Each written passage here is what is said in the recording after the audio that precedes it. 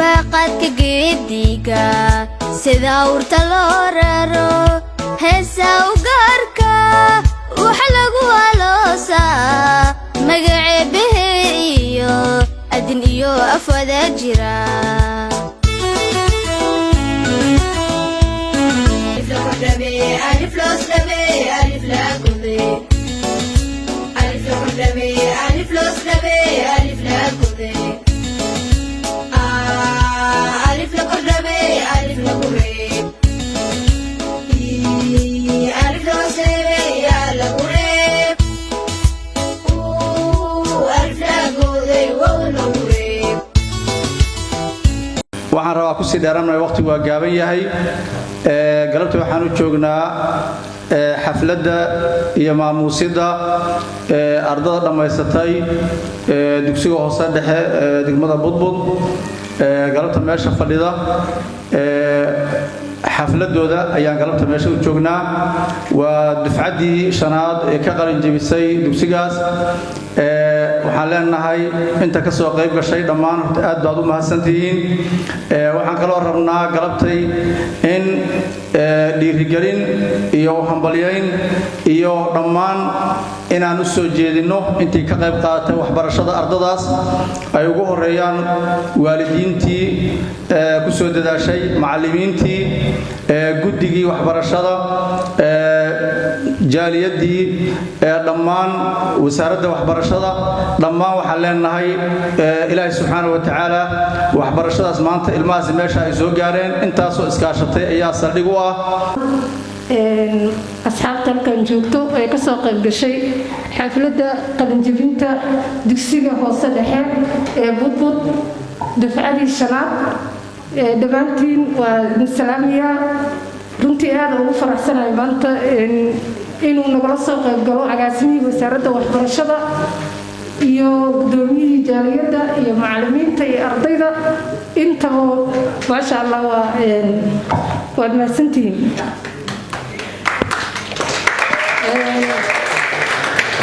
runtii waxaan u maleynayaa sanadkii hore dufcadii afraad ay ahayd oo isla hoolkan aan ugu dhignay xafladoodii haddana waa dufcadii shanaad waxaan rajaynaynaa insha Allah oo ugu baaqaynaa wasaaradda waxbarashada iyo jaaliyadda iyo dadka u dhashay deegaankaas in ay ku dadaalaan sidii ardada ama ay deegaankoodii ay uga heli lahaayeen dugsi sare insha Allah qorshahana way noogu jirtaa wasaaradda waxbarashadana way naga caawin doontaa haddii Ilaahay idmo xafladda qalin jabinta dugsiga hoose dhexe ee Budbud waxaan leeyahay hambalyo waxaan malaynayaa waa dufcadii shanaad ee galabta aan markii galabta joogno waxaan u mahad celinayaa macallimiinta guddiga waxbarashada waalidiinta iyo dhammaan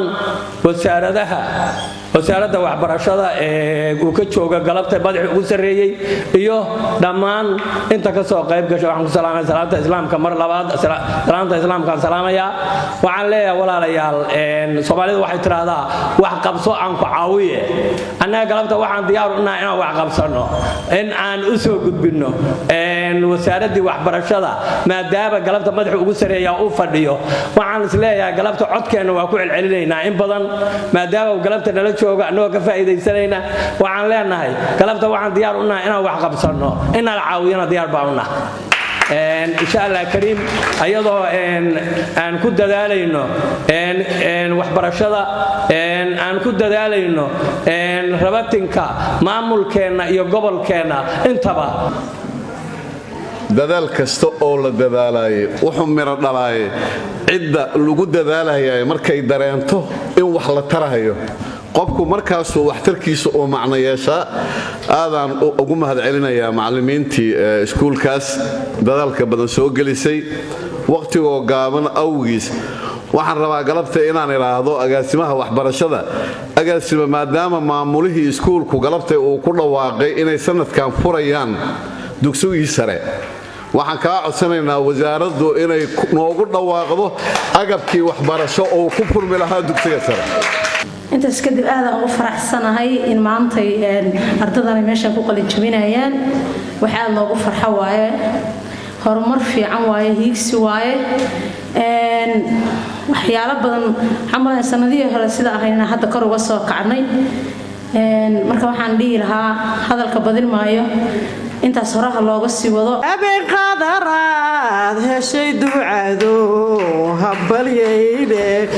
haybad wacaney hibe iyo salaad halkaa aniga lafteeda farxadii waa taasa hambalyaa leh marka ugu horeyso waayo ardayga markuu runtii qalin jabinaayo wuu faraxsan yahay waxaan rabaa arintii hadalka Cabdifatax inaan ka daba tago cidaan ma dabdhicinin sababtoo ah Soomaaliya oo dhan ay isku keeneen waxa ka dhashay Cabdullaahi Ciise sababta waxbarashada ugu dibdhaceen waxay tahay darbi ayay ahaayeen colaad ayay ku jireen laakiin haddii colaadii dhammaatay qalin iyo buug ay qaateen waxaan rajaynayaa ciyaalkaas maanta dugsiga dhexe ka baxaayo inay mustaqbalka noqdaan kuwii Soomaali maamul laha isku keeni lahaa taasaan kala dibdhac reerka ma dibdhicin colaada dib dhigtay haddana nabad ay haysanaa Allah noo zaa'idiyo waxaan rabaa inay ardada alxamdulillah dhahaan leena maxaa yeelay heerkan waxa soo gaarsiiyay Allah subhanahu wa ta'ala ardayda dugsiga hoose dhexe ka qalin jabinaysa ee degmada budbud taariikh gaar ah ayay leedahay waxaan u tagay caleemasaarkii gudoomiyaha iyo dhowr mar oo kale howlo u tagay bari ayaan ku xusuustaa oo musaf la agtiiba hal musaf ay la ag tahay marka waxaan leeyahay ardayda barida lagu soo koriyay ee haddana wax bartay ee la rabo inay maxay ahayto deegaanka iyo bulshada u adeegaan hambalyaan idin leeyahay farxadda idin la wadaagaya anigoo ku hadlaya afka haweenka gobolka Mudug hooyooyin habar yarayaal ilmaheeni aad iyo aad u mahadsantihiin rumaantii inay ilmuhu wax bartaan sharaf ay noo tahay inay markay wax bartaan hami iyo waxbarashada inta u dhiman sii helaana mas'uuliyadoodu waxay saaran tahay ilaa dadku sida ay wax ku soo bareen waa iqaqaba iday marka waxaan la jooga mudano qoodeeye oo raba inuu gacanta ka qabto ardayda oo raba inuu maxay ahayto aan ka wada qayb qaadana siday ugu sii gudbi lahayn dugsigii sare ilaahay idankiisa garabkiinan taaganahay hooyo afka hooyooyinka iyo afka gobolka iyo wax walba waxaan idin leeyahay hore u socda hooyooyinka duruufta idinku soo koriyayna wiilashana waxaan leeyahay la idin askarayn oo yaan maxay ahayto tahriiba aadina dalkiina macdan ayaa ku duugan gabdhahana sidoo kale waxaan leeyahay siyaasadda dhinac ka soo barta iyo horumarka ay hoosta iskuulka ugu fac weyn uguna qiimaha badan wasaaraduna ay ka warhayso sidoo kale waxaa ka socda mashaariic gaaraya 4 ay wasaaraddu ay u qorsheysay si iskuulkaas uu u soo kordho kaliya waxa noo dhiman dadaalkeena waa dugsi sare magacaas ah dugsiga hoose dhexe sanad dambe hadduu ilaahay waxaan noo suurtagali doonta asagoo ku darsan yahay dugsi sare waana joogaa gudoomiyihii iga sarreeyey madaxdii kale wasaaradana afariinteeda way gaari doontaa waxaan xoogga saaraynaa annagoo kaashanayna guddoonka waxbarashada gobolka Mudug iyo madaxda wasaaradda iyo guddiga jaariyadda iyo guddiga waxbarashada iskuulka iyo deegaanka budbud in meeshaas ay yeelato dugsi sare sababtoo ah difacdii afaraad difacdii shanaad ayay maraysaa 5 sano ardayda ka qalin jabinaysa qaarkood waxa laga yaabaa inay budbud joogaan ay waxbarasho u baahan yihiin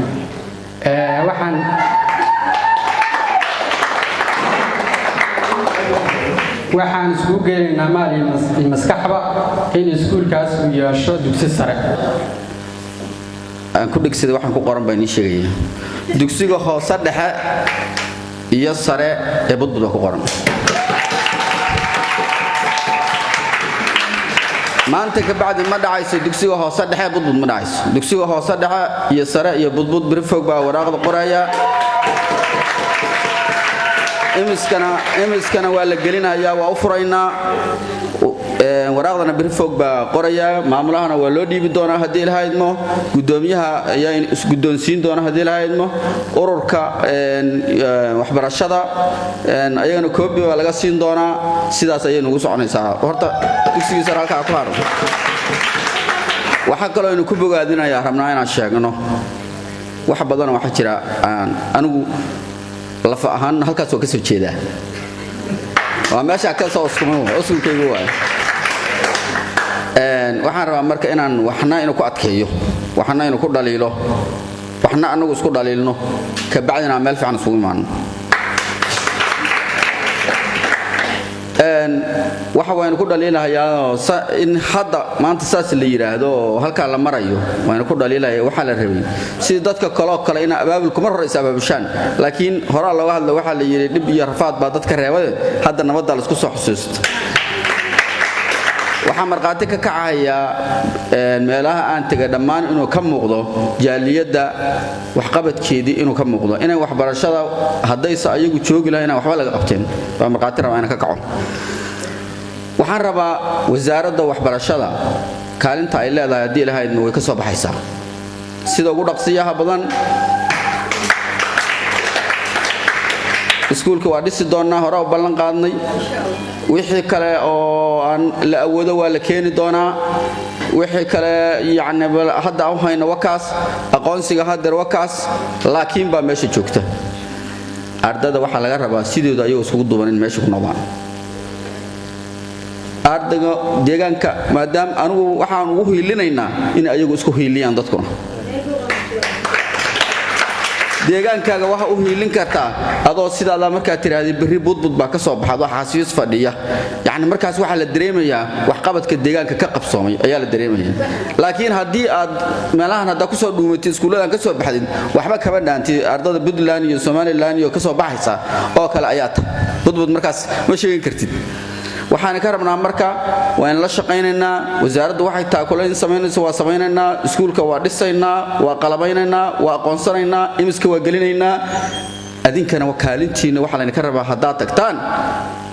waxa la waxna ku soo baray lacag la'aan sidaan aaminsanahay ina meeshii ka yaani wax barataan baa la rabaa gudiga iyo iskuulkana waxa u soo jeedinaya fasalkii hore ka soo baxay 2021 hadii la celin karaasna in la celiyo si form 2 asna ugu aqoonsano oo meeshaan isku arda dhameystiran ay soo wada baxdo waa hiilada qayb kamid intaas waxa sii dheer hadii la qadaro gudiga waxbarashada waxa laga rabaa inay shukaansiga badiyaan waxbarashada shukaansiga mataqaanaan shukaansiga kii gabadha iyo ninka kan wado waxaan ka wadaa shukaansiga in wasaaradda timaadaan in baalkii loo jiray xeer dawladdu sheegtaan in xubnaha xildhibaanada karkarisaan in habda meel gacan la galiyo in anagu in la riixno in meeshaas ay noqoto wax yaani shukaansiga waxa ka wada shukaansiga horumareed ba ka wada ee tii hore xidxidada loo oran jiray maahan hadii ilaahay qadaro sidaas ayay noo noqonaysaa maqrib baa la joogaa laakiin waxa ku soo gabagabaysanaa ugu dambeyn